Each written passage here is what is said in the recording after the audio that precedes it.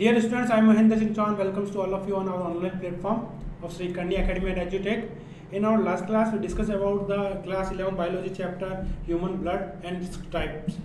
So various types of blood group are present in human blood, such as blood group A, blood group B, blood group AB, and blood group O. Different various types. And what are the main criteria for the differentiation of blood groups in the different persons? Mainly, they are the antigenic properties. Means which kind of antigen is present on the human blood cell. Blood cell, especially we are talking about the RBC, red blood cells or erythrocytes. Means if erythrocytes have a particular A type of antigen, then it is classified blood group A. If a person having a B type of antigen, then it is categorized as a blood group B.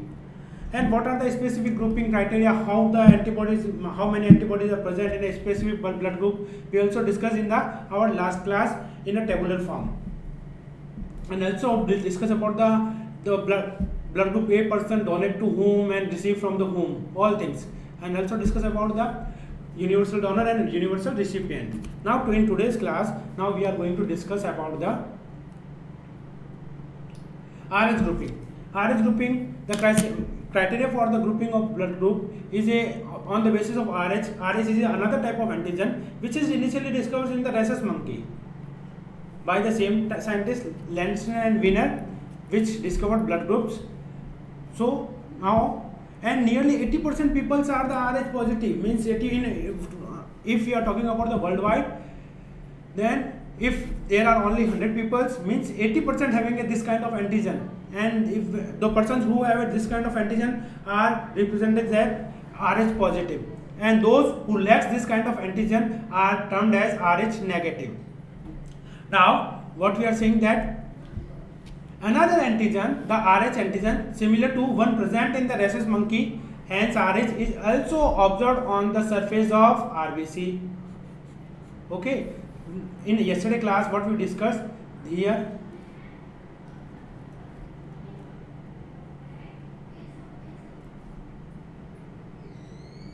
this is RBC and this type of antigen we discussed, and particular this antigen is present, suppose A type of antigen, then it's a blood group A. If on the same RBC in a different person,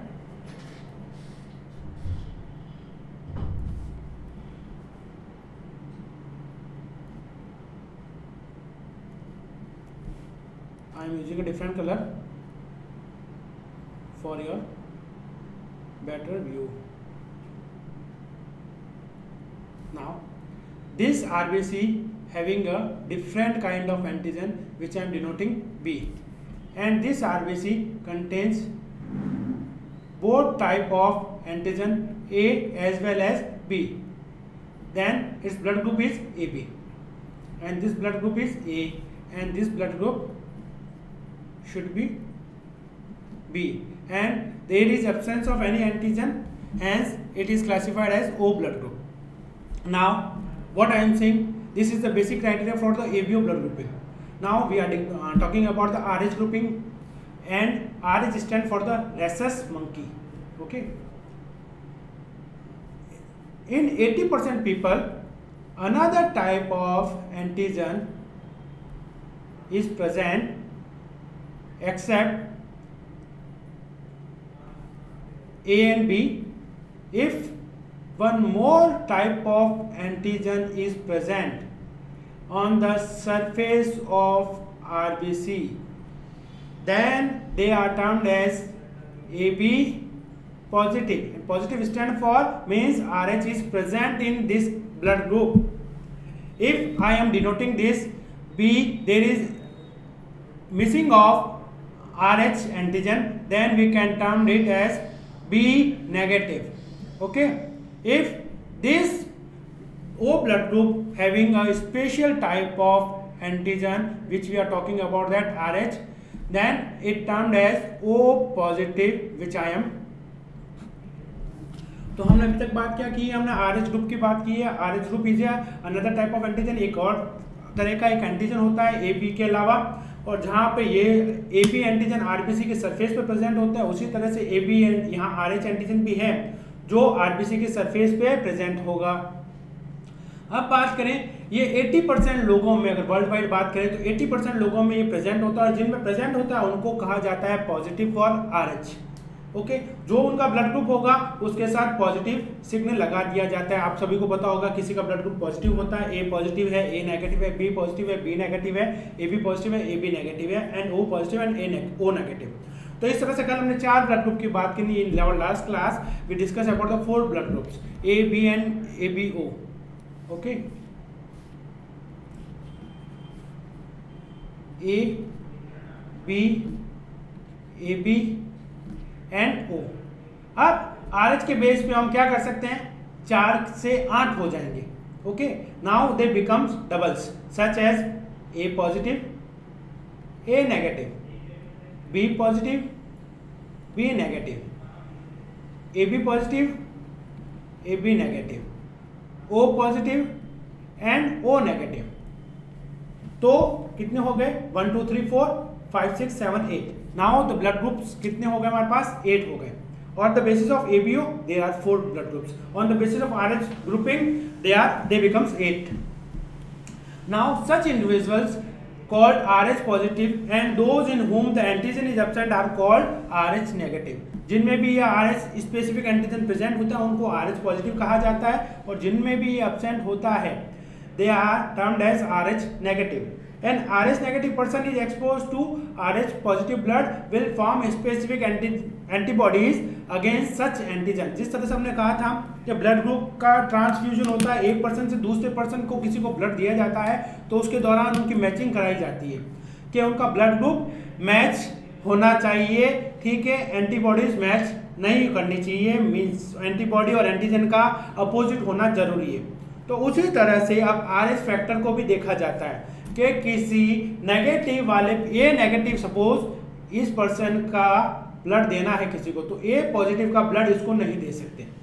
एक positive का blood देते इस पर क्या जाएगा, एक RH antigen जो है वो इस पर्सन के पास जाएगा, और इस पर्सन ने कभी RH टाइप का कोई एंटीजन देखा ही नहीं था, तो उसके लिए क्या बननी इनिशिएशन हो जाएगा, it forms antibody against this RH factor.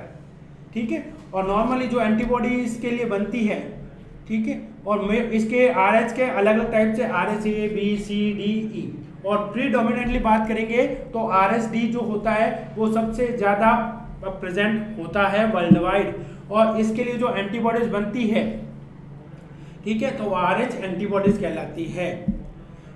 Therefore, RH groups also should be matched before transfusion. तो इसका मतलब जिस तरह से हम ब्लड ट्रांसफ्यूजन करते हैं, एक पर्सन का ब्लड किसी दूसरे पर्सन को चढ़ाते हैं, अब चढ़ाते कब है वो सारी चीज़ें हमने हमारे लास्ट सेशन में डिस्कस की थी कि क्या हो सकता है, इंजरी हो सकती है, एक्सीडेंट हो सकता है, डैमेज हो सकता है, और कुछ भी रीजन हो, जेनेटिक डिसऑर्डर हो सकता है, हेरिडिटरी हो सकता है, या क्रोमोसोमल डिसऑर्डर हो सकते हैं, जेनेटिक डिसऑर्डर है, जीन का डेफिशिएंसी है, या क्लोटिंग फैक्टर मिसिंग है, कुछ भी रीज़न रहा हो जिससे उस पर्सन में ब्लड की कमी है, तो उसमें ब्लड को जब चढ़ाया जाता है किसी दूसरे ब्लड इंसान से ब्लड लेकर के, a person getting blood from the another person, then this mechanism is known as transfusion of blood. ठीक है, अब ट्रांसफ्यूजन हो रहा है तो हमने कल बात की थी, लास्ट क्लास में बात की थी, ब्लड ग्रुप के लिए ब्लड ग्रुप मैच होना, सेम होना जरूरी है। उसी तरह से बात करें RH का भी मैचिंग होना जरूरी है। RH मैचिंग मतलब कि अगर पॉजिटिव वालों को पॉजिटिव का ब्लड चढ़ा रहे हैं तो कोई दिक्कत नहीं है, पॉजिटिव वालों को नेगेटिव का चढ़ाया है तब भी कोई दिक्कत नहीं, लेकिन नेगेटिव वाले को पॉजिटिव का नहीं चढ़ा सकते हैं। ठीक है, तो मतलब कि अगर सपोज हमने कल O को यूनिवर्सल डोनर के तौर पर बात की थी, जो हमारी लास्ट क्लास थी उसमें हमने डिस्कस किया था O is the universal donor. Now can we transfer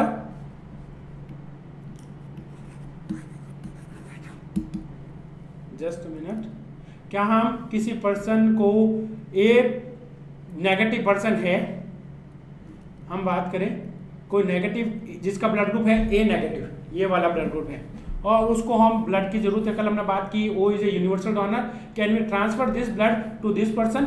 यहाँ हम O पॉजिटिव का ब्लड अगर इसको दे दे क्या होगा, A negative person getting blood from O positive, what he will get, RH antigen free of cost, और जो RH एंटीजन इसको मिलेगा तो इसकी बॉडी क्या बनाएगी, इसके लिए बनाएगी RH के अगेंस्ट एंटीबॉडी, फिर वो अगेन क्या करेगा, कोगुलेशन करेगा, जिस तरह से हमने बात की थी, मिसमैच होते क्या होगा, destruction of RBC, RBC destruct होने लगेगी। तो ये सारी चीजें देखने को मिलती है कब, जब यहाँ पे ये मिसमैच हो जाए। तो हम O पॉजिटिव को इस बिहाफ पे यहाँ पे ये एक्सेप्ट नहीं कर सकते कि O पॉजिटिव जो है वो यूनिवर्सल डोनर है, कि किसी को भी ब्लड दे सकता है। तो अगर यहाँ पे इन 8 ग्रुप में बात करें तो which is the universal donor, O negative is the universal donor, because O negative can gave its blood to O positive as well as AB negative and AB positive, AB positive and B negative and AB positive and A negative, ये किसी को भी दे सकता है, इसलिए O negative universal donor है, ना कि O पॉजिटिव। इन जनरल बात की जाए तो O यूनिवर्सल डोनर है, लेकिन जब पॉजिटिव और नेगेटिव का कंपैरिजन में बात की जाए तो O नेगेटिव को हम कहेंगे O negative is the universal donor. ठीक है, अब यहाँ पे ये चीज आपको समझ में आ गई होगी। तो यहाँ पे आरएच फैक्टर की मैचिंग भी देखी जाती है। अगर आरएच मिसमैच हो गया तो एंटीबॉडीज फॉर्मेशन हो जाएगी। अगर पॉजिटिव वाले को नेगेटिव कर दिया तो कोई दिक्कत नहीं है, लेकिन अगर नेगेटिव वाले पर्सन को पॉजिटिव वाला ब्लड ग्रुप दे दिया तो दिक्कत हो जाएगी।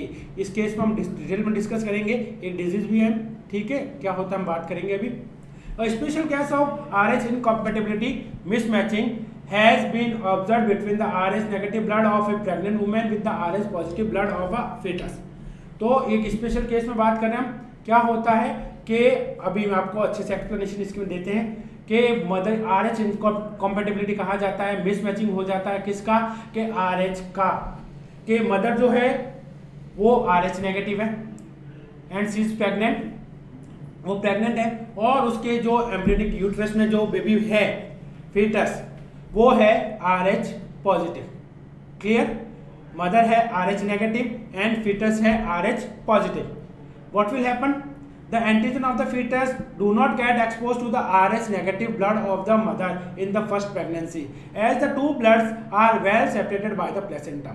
अब बात करेंगे जब फर्स्ट प्रेगनेंसी हो रही है, मदर जब फीटस को बर्थ देगी उस दौरान मदर का और फीटस का जो ब्लड है वो कांटेक्ट में नहीं आ रहा है, उनका बीच का कनेक्शन क्या है, प्लेसेंटा के थ्रू। ठीक है, वो सब वहाँ पे उसको न्यूट्रिशन सप्लाई हो रहा है। मदर का ब्लड ग्रुप RH नेगेटिव है, फीटस का जो माँ के अंदर जो बच्चा है पेट में, ठीक है, वहाँ पे उस यूट्रस में वो बच्चा पॉजिटिव है, RH पॉजिटिव। तो इन चीजों को ध्यान रखें थोड़ा सा। और यहाँ पे the bloods are well separated by placenta, और दोनों के बीच में एक बैरियर है, क्या है, प्लेसेंटा, जो दोनों के ब्लड को कांटेक्ट में नहीं आने दे रहा है। ठीक है, however during the delivery of the first child there is a possibility of exposure of the maternal blood to a small amount of the RH positive blood from the fetus. अब जब delivery होता है, पूरा 9 month का gestation period जो होता है, 240 days to 270 days का जो गेस्टेशन पीरियड होता है, उस दौरान तक ये मदर का ब्लड और फीटस का ब्लड जो होता है आपस में कांटेक्ट में नहीं आता है। लेकिन जब डिलीवरी होती है, डिलीवरी के समय ये प्रोबेबिलिटी देखी जाती है कि फीटस का जो ब्लड है वो हो सकता है मदर के कांटेक्ट में आ जाए, और फीटस का हमने बात की कैसा ब्लड है, वो RH पॉजिटिव है।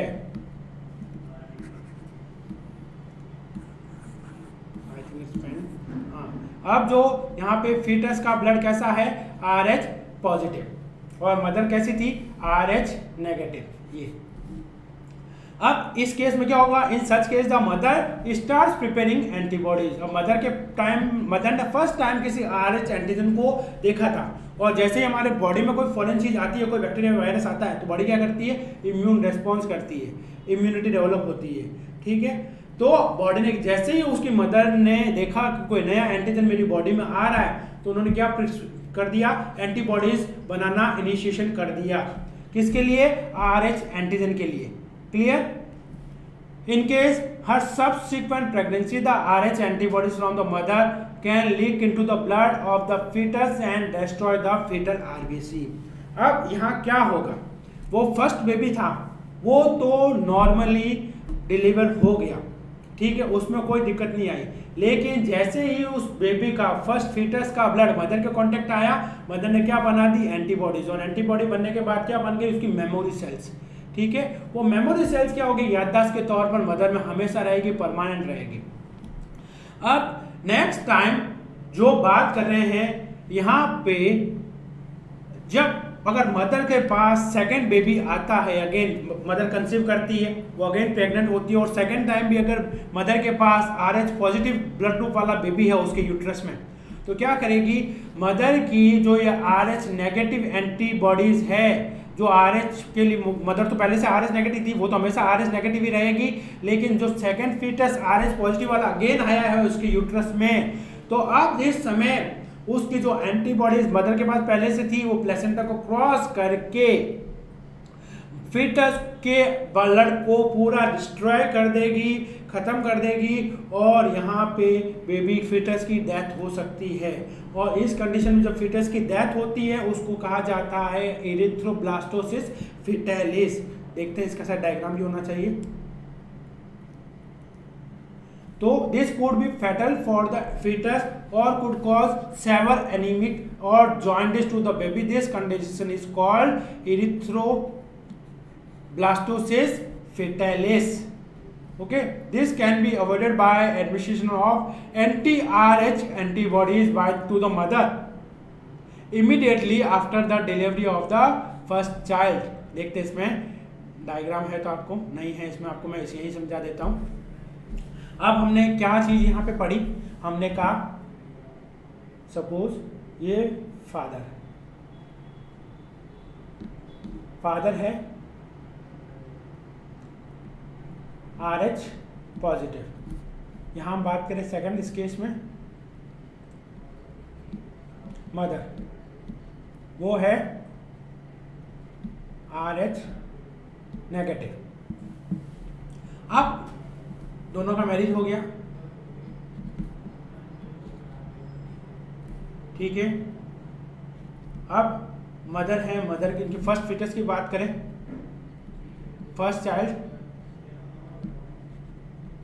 फर्स्ट फीटस जो है वो हो गया, क्योंकि यहाँ दोनों प्रोबेबिलिटी इक्वल है, पॉजिटिव भी हो सकता है और नेगेटिव भी हो सकता है, क्योंकि फादर पॉजिटिव है और मदर नेगेटिव है, ठीक है। अगर यहाँ पे RH नेगेटिव है फीटस, तब तो कोई दिक्कत नहीं है। क्यों? क्योंकि बच्चे का डेवलपमेंट कहाँ होता है, वहाँ मदर के यूट्रस में।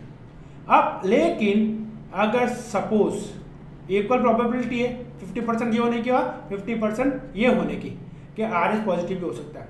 अब RH पॉजिटिव है तो क्या होता है, अगर फर्स्ट डिलीवरी होती है, फर्स्ट डिलीवरी डेफिनेटली अगर बच्चा है तो डिलीवरी तो होगी। ड्यूरिंग फर्स्ट डिलीवरी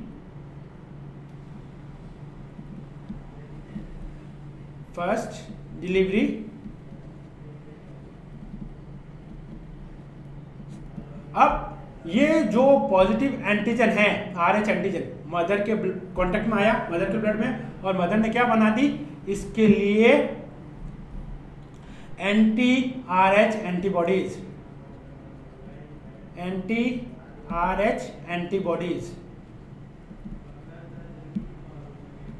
अब क्या होगा इस केस में, यहाँ पे ये जो ब्लड है, ये बेबी जो था फर्स्ट, इसकी डिलीवरी कैसी हो गई, नॉर्मल। कैसी हो गई, नॉर्मल, क्योंकि ये तो डिलीवरी के टाइम में कांटेक्ट में आया था, इसको कोई हार्म नहीं हुआ। लेकिन इन्हीं में बात करें, इन्हीं की पेरेंट्स में, इन्होंने फिर से सेक्सुअल रिप्रोडक्शन हुआ, कॉपुलेशन हुआ और सेकंड कंसीव हुआ फीमेल को, सेकंड फीटस की प्रिपरेशन है, और ये सेकंड फीटस भी अगर RH पॉजिटिव होता है, अब क्या होगा, मदर के पास पहले से क्या है, RH एंटीबॉडीज। जैसे ही ये ब्लड इसके कांटेक्ट में आएगा, ये एंटीबॉडीज क्या करेगी, इसको डिस्ट्रॉय कर देगी, इसके ब्लड को पूरा डिस्ट्रॉय कर दिया, जिससे फीटस की डेथ हो जाती है। और इसके डेथ होने को क्या कहा जाता है, एरिथ्रोब्लास्टोसिस फीटैलिस। तो ये चीज अफेक्ट करती है, तो इसीलिए कहा जाता है कि RH फैक्टर की, जो RH फैक्टर अनदर टाइप का एंटीजन है, उसकी भी मैचिंग देखी जाती है। अब ये ऐसा इंसिडेंट सेकेंड डिलीवरी में ना हो। अब इसको तो बदल नहीं सकते हैं कि मदर का ब्लड ग्रुप चेंज कर दो, RH नेगेटिव से पॉजिटिव कर दो, या फादर का चेंज कर दो, दोनों में पॉसिबिलिटी नहीं है। तो क्या की जाती है कि जैसे पता पड़ा फर्स्ट जो बेबी हुआ था वो RH पॉजिटिव था, तो अब क्या किया जाता है, मदर को instantly at the delivery of first delivery जैसे ही हो रही है, मदर को एक अनदर एंटीबॉडी दी जाती है। कौन सी एंटीबॉडी दी जाती है, वो होती है रोगम। रोगम एंटीबॉडी दी जाती है और वो किसके अगेंस्ट होती है, ये एंटी RH जो पहले से बनी है मदर के पास, उनको डिस्ट्रॉय कर दे, उनको खत्म कर दे, ठीक है, ताकि सेकंड डिलीवरी में भी अगर RH पॉजिटिव बच्चा होता है तो वो नॉर्मल रहे, उसको किसी प्रकार का कोई हार्म ना हो, ठीक है। तो कैसे बचा सकते हैं, जो मदर के पास एंटीबॉडी बनी है उसको डिस्ट्रॉय करके बच्चे को बचा सकते हैं। तो RH हम बात करेंगे, इरिथ्रोब्लास्टोसिस फिटलिस क्या है, तो जब RH से रिलेटेड है, मदर और बेबी से रिलेटेड है, अगर यहाँ पे ये चीज होती है, ठीक है, अगर यहाँ पे रोगम नहीं दी गई तो कैसी कंडीशन हो सकती है, बच्चे को जॉइंटिस हो सकता है, सेवर एनीमिया हो सकती है, मतलब कि ब्लड की कमी हो सकती है सडनली, और ब्लड की कमी से बहुत हार्म हो सकता है, बेबी की डेथ भी हो सकती है।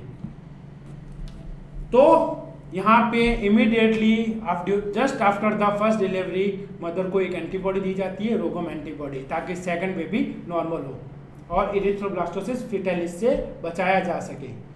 Okay, I think it is clear to all of you. Now we are moving to next topic, coagulation of blood. तो अभी तक हमने बात की थी कि ब्लड जो बनता है, कई इंजरी होती है, वहाँ पे कोगुलेट होता है और ब्लड वहाँ से फ्लो होना रुक जाता है। तो हमने यहाँ बहुत सारे फैक्टर्स की बात की थी, बहुत सारे आयंस की बात की थी कि coagulation of bloods depends of cells, ions, vitamins and other proteins. तो उन सब के लिए बात करें, उसका पूरा मैकेनिज्म क्या है उसकी बात कर रहे हैं अपन। तो ब्लड एग्जिबिट कोगुलेशन और clotting in response to an injury और ट्रोमा, ठीक है। तो ब्लड कब होता है, कोगुलेशन और क्लोटिंग के रेस्पॉन्स की कब जरूरत पड़ती है, ठीक है। तो ब्लड कब होगा, जब कभी चोट लगेगी, इंजरी होगी, ब्लड वहां से फ्लो होगा, तभी तो उसको रोकना है। कब हो सकती है, सेवियर इंजरी हो गई, ट्रोमिक कंडीशन आ गई, या एक्सीडेंट हो गया, या कोई भी ऐसा इंसिडेंट हो गया। This is a mechanism to prevent the excessive loss of the blood from the body. तो हम कोगुलेशन से क्या कह सकते हैं, ये हमारे बॉडी से जो एक्सेसिव ब्लड का लॉस हो रहा है उसको हम रोक सकते हैं, उसको कम कर सकते हैं, ठीक है। कैसे करेंगे, हम बात करेंगे कि कोगुलेशन को किस तरह से किया जा सकता है, उसका मैकेनिज्म क्या है, उसी की बात करेंगे हम। तो आप सभी ने ऑब्जर्व किया होगा, a dark reddish brown scum formed at the site of cut of an injury over a period of time. तो जब कभी चोट लगती है, मैंने आपको जैसे पहले बताया था, जब कभी इंजरी हुई, कहीं से ब्लड फ्लो हो रहा है, तो वहां देखेंगे थोड़ी देर बाद एक ब्राउन रेडिश ब्राउन स्कम बन जाएगा, एक थोड़ी सी थिक स्किन बन जाएगी वहां पे, ठीक है, जहां पर भी कट लगा था या जहां पर भी इंजरी हुई थी, और फिर थोड़ी देर में वहां से ब्लड फ्लो होना रुक जाएगा। ये क्यों होता है, ये वहां पे स्कम हो रहा है ताकि ब्लड फ्लो ना हो, वहां पे ब्लड का कोगुलेशन हो गया। तो वहां पे कोगुलेशन से मतलब क्या, इट इज अ क्लॉट और कोगुलम formed mainly of a network of the threads called fibrins, in which dead or damaged formed elements of the blood are trapped। तो वहां क्या होता है, जैसे मैंने आपको बताया था कि कोई वेसल है, यहाँ से अगर इंजरी है, ब्लड फ्लो हो रहा है, तो क्या होता है, यहाँ पे एक मैश नेटवर्क बन जाता है और इसमें डेड जो सेल्स है वो आकर के इस नेटवर्क में फंस जाते हैं और जम जाते हैं, जिससे क्या होता है, रेडिश ब्राउनिश स्कम बन जाता है, और आगे वो जमने के कारण वो जाली जो फाइबर है, जो नेटवर्क है, वो पूरा ब्लॉकेज हो गया आगे से, तो वहां से ब्लड अब आगे फ्लो नहीं होगा और ब्लड अंदर ही रहता है। तो ये कोगुलेशन होना एसेंशियल होता है, अदरवाइज जिस पर्सन में इंजरी है, चोट है और डैमेज हुआ है, वहाँ पे नॉन क्लॉटिंग की वजह से, नॉन कोगुलम फॉर्मेशन की वजह से एक्सेसिव ब्लड का लॉस हो सकता है और ये कंडीशन जो होती है क्रिटिकल हो सकती है। तो मेनली यहाँ पे फॉर्म्ड एलिमेंट्स को ट्रैप किया जाता है। Fibrins are the formed by the conversion of inactive fibrinogen in the plasma by the enzyme thrombin. तो मैंने आपको जब प्लाज्मा में बात की थी, प्लाज्मा में 3 प्रोटीन बताए थे, एक फाइब्रिनोजन था, एक एल्बुमिन था, एक ग्लोब्यूलिन था। तो मैंने फाइब्रिनोजन के बारे में बताया था, it's mainly role in the coagulation of the blood, clotting of the blood, blood का कोगुलम बनाने में, क्लॉट करने में ये हेल्प करता है। तो क्या होता है, फाइब्रिनोजन होता है इनएक्टिव फॉर्म में, जैसे कहीं इंजरी लगी तो थ्रोम्बिन आता है एक एंजाइम, वो फाइब्रिनोजन को फाइब्रिन में कन्वर्ट कर देता है। तो सपोज जैसे इसी मैकेनिज्म को अच्छे से समझे हम, यहाँ कोई इंजरी हुई तो ब्लड फ्लो हो रहा है, तो जो हमारे पास फाइब्रिनोजन है वो क्या होता है, थ्रोम्बिन आता है,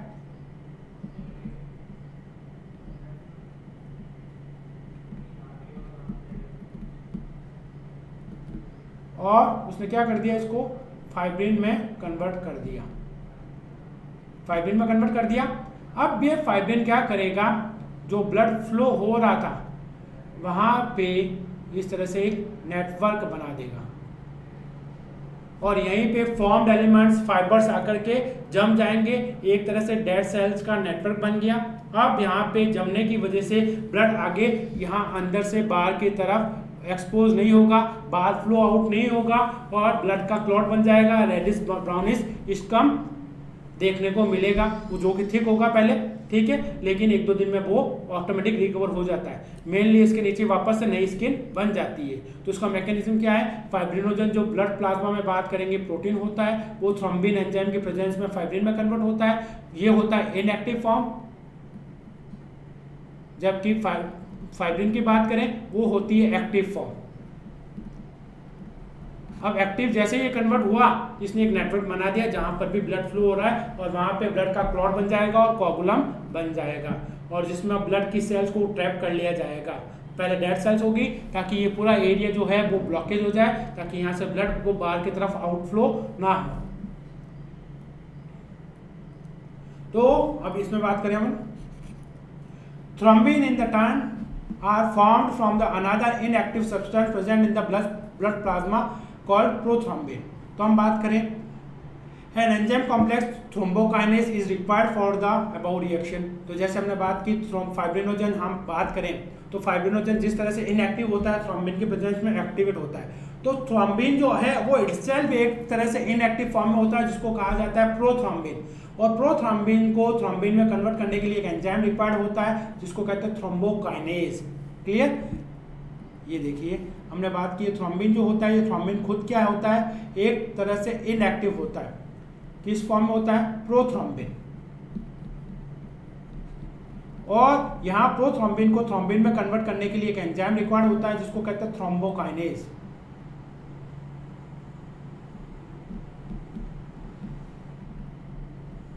ओके, और बात करें तो उससे क्या होगा, complex is form by series of link reaction. यहाँ बहुत सारे लिंक रिएक्शंस होगी, यहाँ कैल्शियम आयन की रिक्वायरमेंट होगी, एक पूरा कैस्केड होगा कि एक फैक्टर एक्टिवेट हुआ, उसने दूसरों को एक्टिवेट किया, दूसरे ने तीसरों को एक्टिवेट किया, एक पूरा कैस्केड चलता है, पूरा मैकेनिज्म चलता है, चेन प्रोसेस होता है, ठीक है, तो उसको कैस्केड रिएक्शंस कहते हैं। तो this is a complex form by series of link enzymatic reaction, cascade process involving a number of factors present in the blood plasma is an inactive state. तो ये सारे क्या होते हैं, वैसे इनएक्टिव होते हैं, जैसे ही कोई इंजरी होती है सारे एक्टिवेट होते हैं एक चेन मैकेनिज्म में। एन इंजरी और a trauma stimulates the platelets in the blood, ठीक है। तो क्या होती है, इंजरी या ट्रॉमा वाली सिचुएशन में प्लेटलेट्स क्या होती है ब्लड में, वो एक्टिवेट हो जाती है, उनका रिलीज हो जाता है certain factors which activate the mechanism of coagulation. जो प्लेटलेट्स एक्टिवेट हो रही हैं वो क्या करती है, वो रिलीज होने से इस पूरे ब्लड के कास्केड मैकेनिज्म को एक्टिवेट कर देती है। तो ये सारे चेन प्रोसेस, सारा चेनिंग एंजाइमेटिक जो प्रोसेस हो रहा है, लिंक्ड रिएक्शंस है, सारी आपस में प्रोसेस हो जाएगी, काम करना शुरू होगी। जो पहले इनएक्टिवेट थी वो अब एक्टिव फॉर्म में आ गई है। Certain factor release by the tissue at the site of injury also can initiate coagulation. कुछ फैक्टर्स होंगे वो भी यहाँ पे वर्क करेंगे कोएगुलेशन में। Calcium ions play a very important role in clotting. तो कैल्शियम आयन जैसे होता है, इसका सबसे इंपॉर्टेंट रोल होता है, जो आपको मैंने इनिशिएशन में बताया था, क्लॉटिंग के लिए, ठीक है। तो calcium ions play an very important role in the clotting. ये पूरा जो कैस्केड मैकेनिज्म चलेगा, ये कैल्शियम यहाँ पे बहुत ज़्यादा रिक्वायर्ड होता है। कैल्शियम के लिए मल्टीपल स्टेप्स में होते हैं, जैसे ब्लड क्लॉटिंग फैक्टर 7 है, वो 7A में कन्वर्ट होता है, 7A एक्टिवेट होकर के 8 को कन्वर्ट करता है, 8 वाला 9 को करता है, ठीक है। ये आगे पीछे चलते रहता है। तो यहाँ पे मल्टीपल स्टेप्स पे कैल्शियम आयन की रिक्वायरमेंट होती है for the coagulation of the blood. इसके बाद बात करें नेक्स्ट, ये पूरा मैकेनिज्म है क्लॉटिंग प्रोसेस जो है। This is the clotting process, injury or damage on the particular site, and after that such factors activated which is required for the coagulation or clotting. And you can see here vessels becomes contracts, here it's dilated and now vessels is contracts. Now platelets are arranged at the particular sites and you can see fibrin networks which form the clot or coagulum here. Okay, this is the overall conclusion of the clotting process and how the blood clots. Now This is all thing about the RH factor and blood clotting process, all thing which we discussed today. I hope you will got lots of things here. और ये सारी चीज़ें आपको समझ में आई होगी. फिर भी if you have any doubt, any query, you can ask me. Just put your hands to and mention your comment box. Comment box में कुछ भी लिख सकते हैं, जो भी हमारे जो आपके मन में प्रश्न है, डाउट है, क्वेरी है, जो चीज़ आपको समझ में ना आई हो, ठीक है. तो इसी के साथ मैं महेंद्र सिंह चौहान अब आपसे आगे चाहूँगा. जय हिंद.